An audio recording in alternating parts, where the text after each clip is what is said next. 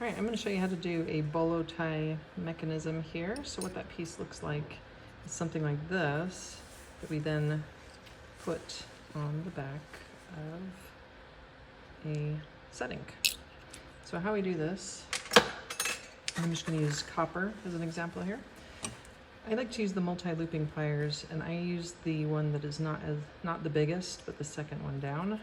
I do like to file this flat first, and then I'm going to grab this right in there, and I'm going to pull as I'm doing this.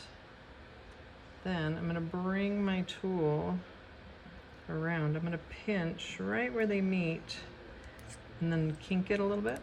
I'm going to flip it so that now I have that loop there. I'm going to pull it again. And I bring it right back over the top.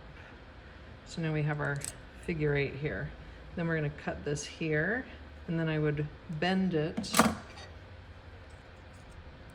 them away from each other. So I just kind of hold it, push it like that.